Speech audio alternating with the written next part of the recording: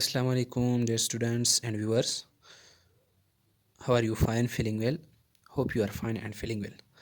Student आज हम लोग शुरू करने जा रहे हैं six physical property of period third elements and so my name is Atiqullah and you are watching your YouTube channel chemistry factory.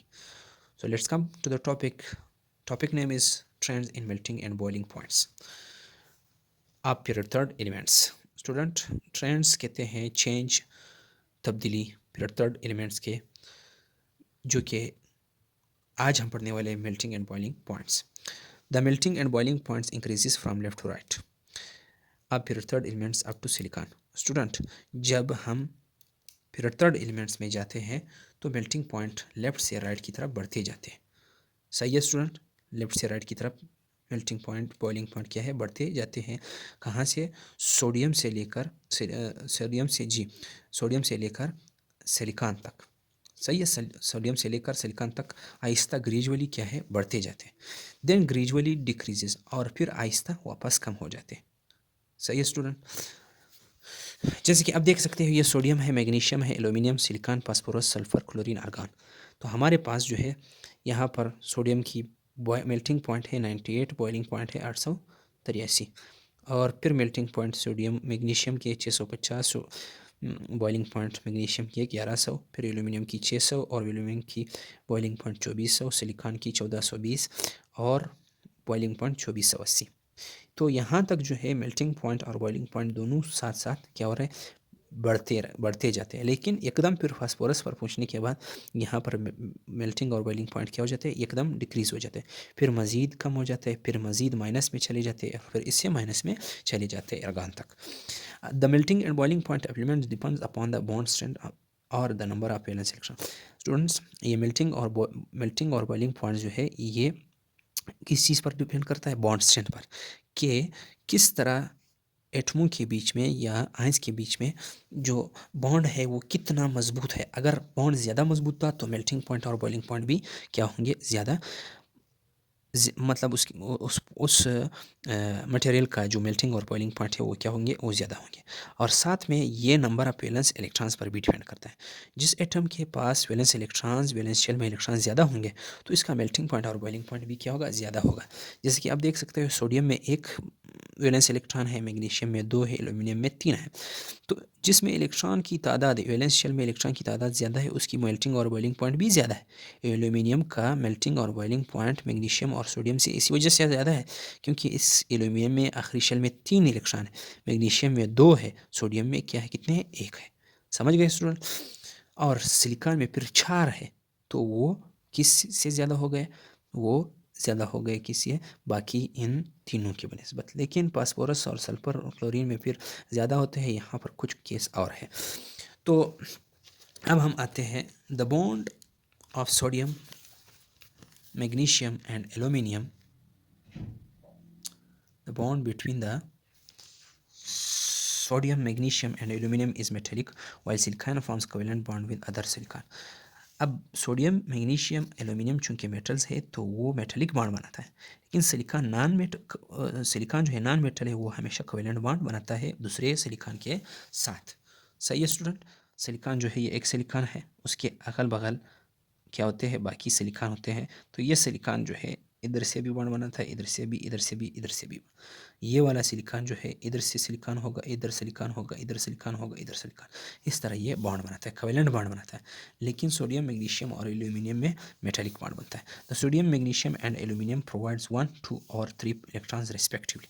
Sodium 1, magnesium 2 और एल्यूमिनियम 3 इलेक्ट्रॉन्स देता है, लॉस करता है मेटालिक सिस्टम में.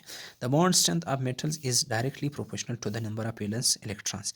अब बॉन्ड स्ट्रेंथ जो है, बॉन्ड की मजबूती का ताल्लुक किस चीज़ के साथ है, वो डायरेक्ट रिलेटेड है किस चीज़ के साथ, नंबर ऑफ वैलेंस इलेक्ट्रॉन्स जो लॉस होते हैं. जो ज़्यादा इलेक्ट्रॉन लॉस करता है तो उसकी बॉन्ड स्ट्रेंथ भी ज़्यादा होगी, वो मजबूत भी होगा. जैसे कि एल्यूमिनियम सिस्टम में जो एल्यूमिनियम आयंस और फ्री इलेक्ट्रॉन्स के बीच में मेटालिक बॉन्ड है वो बाकी मैग्नीशियम और सोडियम से ज़्यादा स्ट्रांग है. उसकी वजह ये है कि एल्यूमिनियम 3 इलेक्ट्रॉन लॉस करता है, बाकी 2 और 1 लॉस करता है. Which is in result directly proportional to the melting point. अब जो ज़्यादा इलेक्ट्रॉन लॉस करता है तो इसकी मेल्टिंग और बॉइलिंग पॉइंट भी क्या होगी, ज़्यादा होगी। The silicon has 4 valence electrons while forms 4 covalent bonds with other silicon.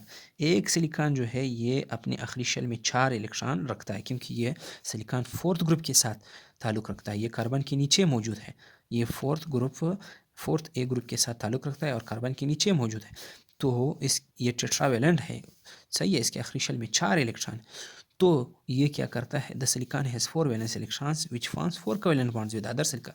एक सिलिकॉन 4 वैलेंस इलेक्ट्रॉन रखता है तो वो आसपास 4 सिलिकॉन के साथ क्या करता है, बॉन्ड बनाता है। The other element of period 3 the other elements of period 3 are non metals. अब आपके पास जो है चाहे फास्फोरस है, चाहे सल्फर है, चाहे क्लोरीन है, ये पीरियड 3rd ग्रुप के एलिमेंट्स है जो कि क्या है, नॉन मेटल्स है। फास्फोरस, सल्फर, क्लोरीन और एर्गॉन, ये आपके पास क्या है, ये नॉन मेटल्स है। ये क्या है स्टूडेंट्स, ये नॉन मेटल्स है। And have low melting and boiling point due to formation of simple molecule. अब आपके पास जो है ये इसकी मेल्टिंग पॉइंट, बॉइलिंग पॉइंट क्या है, किसकी, सल्फर, फास्फोरस, सल्फर, क्लोरीन, एर्गॉन, इसकी मेल्टिंग पॉइंट, बॉइलिंग पॉइंट कम है। क्यों? क्योंकि ये सिंपल मॉलिक्यूल बनाते हैं। मॉलिक्यूल का मतलब क्या है, ये तो या तो ये गैसियस फॉर्म में होते हैं या तो लिक्विड फॉर्म में होते हैं। लेकिन सिलिकॉन, मैग्नीशियम और साथ में एल्यूमिनियम, सोडियम, ये सारे सॉलिड फॉर्म में मौजूद है। आपके पास फास्फोरस, सल्फर, क्लोरीन और इसी तरह आपके पास एर्गॉन, ये या तो ये गैसेस है या तो ये सॉलिड है। सॉलिड भी इस तरह के सॉलिड है कि उन सॉलिड्स के मॉलिक्यूल्स के बीच में लंडन फोर्सेस मौजूद है, सही है।